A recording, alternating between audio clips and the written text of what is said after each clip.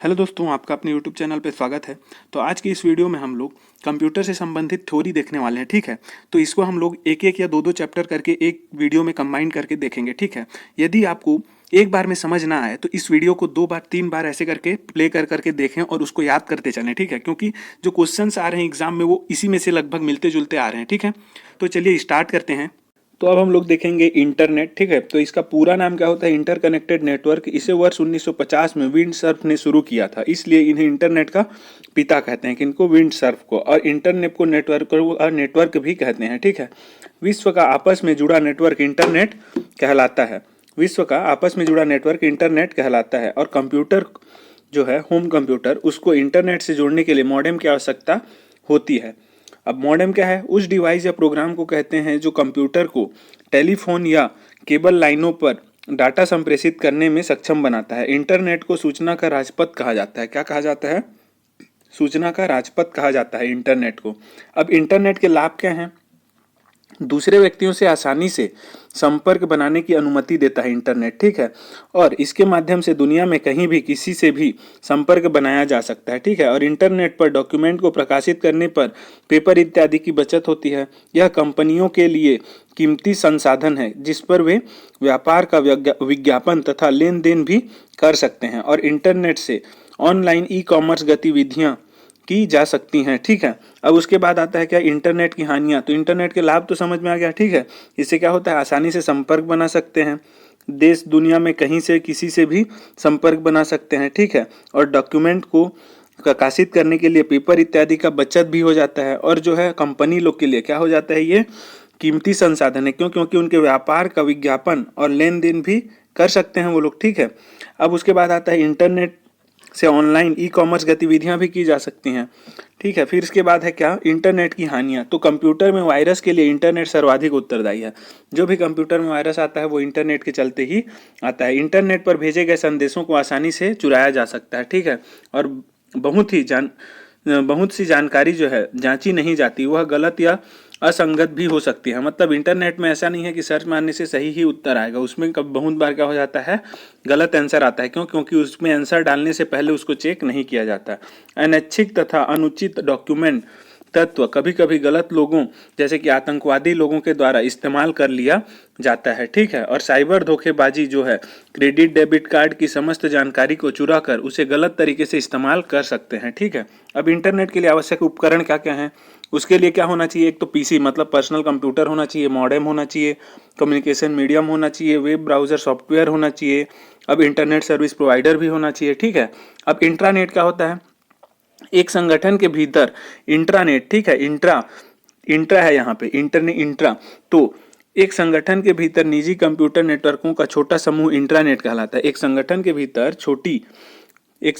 भीतर निजी कंप्यूटर नेटवर्कों का छोटा समूह, ठीक है। निजी कंप्यूटर नेटवर्कों का छोटा समूह क्या कहलाता है? इंट्रानेट कहलाता है। इंट्रानेट डाटा साझा करने की क्षमता तथा संगठन के कर्मचारियों के समग्र ज्ञान को बेहतर बनाने के लिए नेटवर्क प्रौद्योगिकी मतलब नेटवर्क टेक्नोलॉजीज के प्रयोग द्वारा व्यक्तियों के समूह के बीच संचार की सुविधा को आसान करता है। क्या? जो इंट्रानेट है वो डाटा साझा करने की जो क्षमता है और जो संगठन के कर्मचारी के हैं उनके समग्र जो ज्ञान है उसको बेहतर बनाने के लिए नेटवर्क टेक्नोलॉजी के प्रयोग करके क्या करता है? व्यक्ति या फिर व्यक्तियों के समूह के बीच जो है ना संचार की सुविधा को आसान करता है। और इंटरनेट में डाटा का आदान प्रदान कंपनी के कर्मचारियों के बीच होता है, यह बाहर के नेटवर्क से कनेक्ट नहीं होता। यह जो है एक ऑफिस के ही लोगों के बीच में क्या रहता है? सीमित रहता है। ये बाहर के लोगों से क्या होता है? बाहर के नेटवर्क से कनेक्ट नहीं होता है ये, ठीक है। इसको क्या बोलते हैं? इंटरनेट। और क्या है? एक संगठन के भीतर निजी कंप्यूटर नेटवर्कों का जो छोटा समूह है उसको क्या बोलते हैं हम लोग? इंटरनेट बोलते हैं, ठीक है। अब इंट्रानेट तो देख लिए, एक्स्ट्रानेट क्या होता है वो देखते हैं, ठीक है। तो एक्स्ट्रानेट एक निजी नेटवर्क है जो सुरक्षित रूप से विक्रेताओं, भागीदारों, ग्राहकों या अन्य व्यवसायों के साथ व्यापार की जानकारी साझा करने के लिए इंटरनेट प्रौद्योगिकी मतलब इंटरनेट टेक्नोलॉजी तथा सार्वजनिक दूरसंचार प्रणाली मतलब कि पब्लिक टेलीकम्युनिकेशन सिस्टम का उपयोग करता है। किसका किसका? इंटरनेट टेक्नोलॉजी और पब्लिक टेलीकम्युनिकेशन सिस्टम का उपयोग करता है। कौन सा? एक्स्ट्रानेट, ठीक है। एक्स्ट्रानेट को एक संगठन के इंट्रानेट के रूप में भी देखा जा सकता है जो संगठन से बाहर के उपयोगकर्ताओं के लिए बढ़ा दिया गया है, ठीक है। तो ये है एक्स्ट्रानेट। अब आता है OSI मॉडल। OSI मॉडल क्या है? Open system interconnection model. O का क्या है? ओपन, एस का क्या है? सिस्टम, आई का क्या है? इंटरकनेक्शन। ठीक है, तो ओपन सिस्टम इंटरकनेक्शन मॉडल ये क्या है? यह एक आभासी मॉडल है जो दो उपयोगकर्ताओं के कंप्यूटर के मध्य नेटवर्क कनेक्शन आर्किटेक्चर को प्रदर्शित करता है। क्या है? एक आभासी मतलब वर्चुअल मॉडल है जो दो उपयोगकर्ता, जो यूजर हैं, दो यूजर, उनके कंप्यूटर के मध्य क्या नेटवर्क कनेक्शन आर्किटेक्चर जो है उसको प्रदर्शित करता है। OSI मॉडल को इंटरनेशनल ऑर्गेनाइजेशन फॉर स्टैंडर्डाइजेशन ने सन 1984 में विकसित किया था। किसने? इंटरनेशनल ऑर्गेनाइजेशन फॉर स्टैंडर्डाइजेशन, मतलब कि IOS, international organisation for standardisation ने सन 1984 में क्या किया था? विकसित किया था। 1985 में क्या हुआ था? विंडोज़ आया था। ठीक है, माइक्रोसॉफ्ट ने 1985 में विंडोज़ बनाया था। उससे एक साल पहले जो है ये क्या आया था? OSI मॉडल आया था। क्या? इंटरनेशनल ऑर्गेनाइजेशन फॉर स्टैंडर्डाइजेशन ने इसको विकसित किया था। ठीक है, OSI मॉडल ने 7 लेयर होते हैं, इसमें 7 लेयर होते हैं, प्रत्येक लेयर का अपना अलग कार्य होता है। ठीक है, तो 7 लेयर आपस में एक दूसरे से अलग होते हैं, परंतु डाटा का ट्रांसमिशन एक लेयर से दूसरे लेयर में होता है। ठीक है, प्रत्येक लेयर नेटवर्क में अपने कार्य को करने के लिए प्रोटोकॉल प्रयोग करते हैं, मतलब नियमों का एक समूह को क्या करते हैं? वो लोग प्रयोग करते हैं। ठीक है, हर लेयर अलग प्रोटोकॉल पर कार्य करता है, सबका जो है नियम जो है वो अलग अलग रहता है। नेटवर्क कनेक्शन की शुरुआत फिजिकल लेयर से होती है। वह मतलब यह OSI मॉडल का पहला लेयर है। कौन सा? फिजिकल लेयर, जो दो डिवाइस की फिजिकल कनेक्टिविटी के लिए जिम्मेदार होता है। ठीक है, फिर एप्लीकेशन लेयर सबसे आखिरी और 7वां लेयर है जो यूजर के सिस्टम पर कार्य करता है। ठीक है, एप्लीकेशन लेयर क्या है? सबसे आखिरी है और 7वां लेयर है जो यूजर के सिस्टम पर कार्य करता है। OSI मॉडल के सभी लेयर और उनमें प्रयोग होने वाले सभी प्रोटोकॉल निम्नलिखित हैं जिन्हें क्रम से दर्शाया गया है। ठीक है, तो इसमें टोटल कितने? 7 लेयर हैं और इसको किसने? इंटरनेशनल ऑर्गेनाइजेशन फॉर स्टैंडर्डाइजेशन ने सन 1984 में विकसित किया है। ठीक है, और इसमें जो है 7 लेयर में जो पहला लेयर है वो कौन सा है? फिजिकल कनेक्टिविटी जो है वो क्या है? फिजिकल लेयर जो है पहला है। ठीक है, और लास्ट कौन सा है? 7वां, इसमें एप्लीकेशन लेयर। तो OSI मॉडल में क्या है? 7 लेयर, वो कौन कौन से हैं? पहला है फिजिकल, दूसरा डेटा लेयर, तीसरा नेटवर्क, दूसरा डेटा लिंक, तीसरा नेटवर्क, चौथा ट्रांसपोर्ट, पांचवा सेशन, छठवां प्रेजेंटेशन और 7वां एप्लीकेशन। तो इसमें क्या है? इसको कैसे याद करना है? इसको ऐसे ऊपर से याद करना है। ठीक है, 7वां से पहले तरफ उल्टा। तो इसमें क्या होता है? All people seems to need data processing. ठीक है, तो ऑल का क्या हो जाएगा? एप्लीकेशन लेयर, फिर प्यूपल का क्या हो जाएगा? प्रेजेंटेशन लेयर, फिर उसके बाद सीम्स का क्या हो जाएगा? सेशन लेयर, उसके बाद टू का क्या हो जाएगा? ट्रांसपोर्ट लेयर, और नीड में क्या हो जाएगा? एन से नेटवर्क लेयर, फिर डाटा में से डी से क्या हो जाएगा? डेटा लिंक लेयर, और प्रोसेसिंग में से क्या होता है? पी से फिजिकल लेयर। ठीक है, तो सबका पहला पहला लेटर को देख के क्या करना है? इसको याद रखना है। ठीक, अब उसके बाद इधर क्या क्या है? इसको याद नहीं करना है प्रोटोकॉल को। इसमें क्या है? जो लास्ट का, जैसे कि 4 3 2 1 है, मतलब पहले का जो शुरू का 4 है वो क्या है? ट्रांसपोर्ट लेयर है। फिर उसके बाद जो है वो अपर लेयर कहलाता है, जो 5वां 6वां 7वां है वो अपर लेयर कहलाता है, और नीचे का जो 4 है इसमें पहला दूसरा तीसरा चौथा, ये जो है फिजिकल लेयर से लेकर के ट्रांसपोर्ट लेयर तक क्या कहलाता है? ट्रांसपोर्ट लेयर कहलाता है। ठीक है, OSI मॉडल के बाद अगला आता है क्या?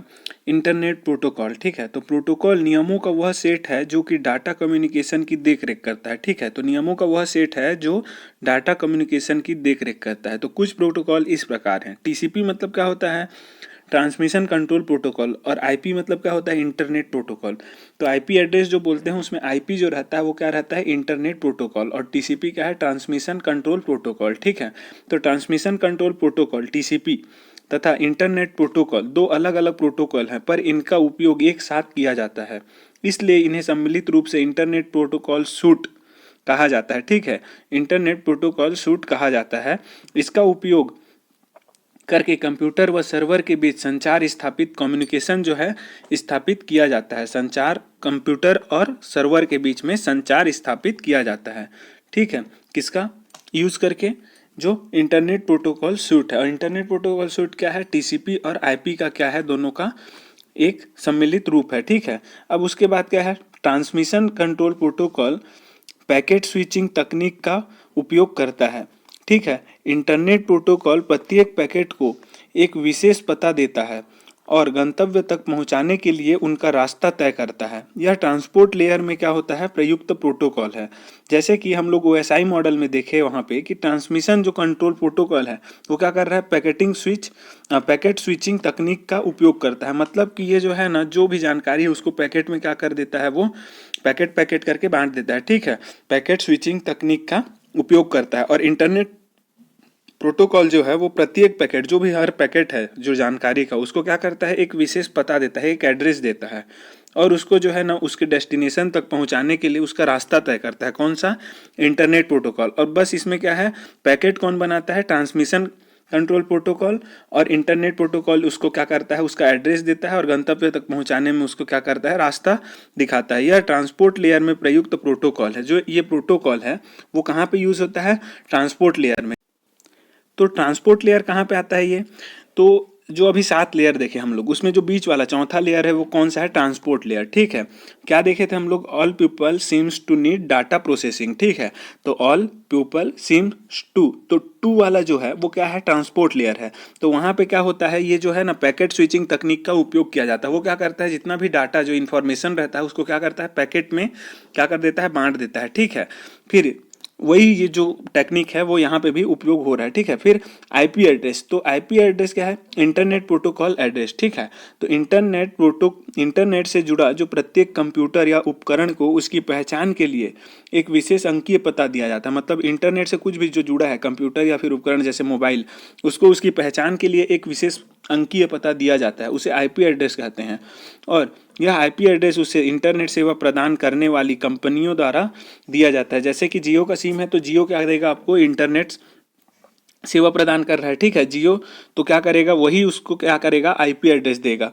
किसी दो कंप्यूटर का आईपी एड्रेस समान नहीं होता है। ठीक है, जो आईपी एड्रेस है वो किसी दो कंप्यूटर या फिर उपकरण का समान नहीं हो सकता, सबका आईपी एड्रेस अलग अलग होता है। तो आईपी एड्रेस का प्रचलित रूप जो है वो क्या है, इंटरनेट प्रोटोकॉल 4 IPv क्या है, इंटरनेट प्रोटोकॉल वर्जन 4, इसका जो वर्जन 4 है, और एक है क्या वर्जन इसका 6 है। ठीक है, तो ये दोनों क्या है, प्रचलित रूप है। तो 4 में क्या आता है, IPv4, तो ये क्या है, 4 भागों में बंटा रहता है। ठीक है, इसलिए इसको IPv4 बोल दे रहे हैं अभी के लिए, समझने के लिए। ठीक है, तो 4 भागों में बंटा है इसलिए इसको IPv4, तो वर्जन 4 आया, मतलब ये 4 भागों में बंटा है। और प्रत्येक जो इसका जो एड्रेस है वो 32 बिट का होता है। यह एड्रेस जो है 32 बिट का होता है, 4 भागों में बंटा है, तो कितना, एक भाग कितना का होगा, 8 बिट का होगा। ठीक है, तो यहाँ से IPv मतलब वर्जन 4 आएगा, मतलब इसको समझ जाना है कि 4 भाग में बंटा है, और एक जो भाग है वो 8 का है।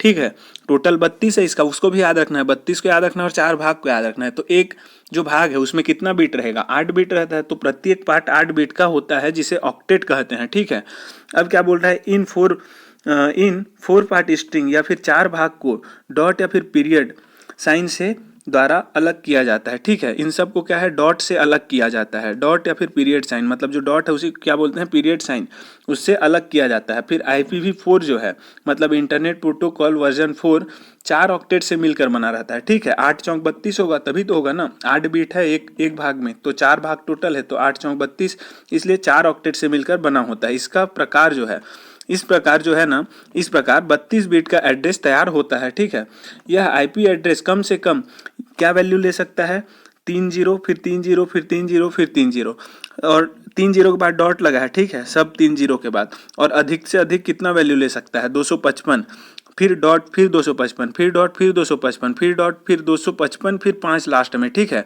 तो ये कितना हो गया, इतने तक अंकों का 4 समूह होता है। ठीक है, यहाँ तक 4 समूह होता है।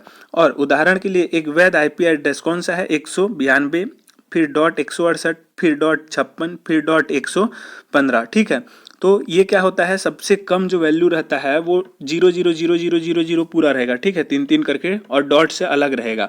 और हाईएस्ट वैल्यू जो है ना 3 255, फिर डॉट फिर 255, फिर डॉट फिर 255, फिर डॉट फिर 255, 4 भाग में है तो 4 बार आएगा। ठीक है, वो हाईएस्ट वैल्यू है। तो आईपी एड्रेस चेक करने के लिए बोलेगा क्वेश्चन में कि कौन सा सही है, तो उसमें वही मिलाना है कि 0 तक हो सकता है।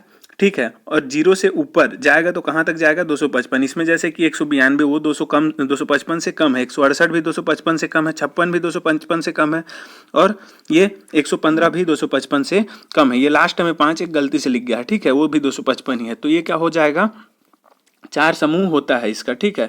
तो एक वैध आईपी एड्रेस का ये है, इसका एग्जाम्पल है, ठीक है। बाद आता है इंटरनेट प्रोटोकॉल वर्जन 6 IPv6। तो इसका जो है इस एड्रेस के लिए 128 बिट नंबर का प्रयोग किया जाता है। इसके लिए 128 बिट और उसके IPv4 के लिए 32 बिट। तो इसमें कुल जो है 2 की पावर 128 आईपी एड्रेस प्रदान किए जाते हैं। 2 का घात 128 आईपी एड्रेस प्रदान किए जाते हैं। यह कुल 8 भागों में बटा रहता है, ठीक है। अब 128 जो है 8 भागों में बटा है, तो एक भाग कितना 16 बिट से बना रहता है, ठीक है। तो प्रत्येक भाग जो है 16 बिट के होते हैं। इन भागों को क्या बोलते हैं, कॉलन से अलग किया जाता है।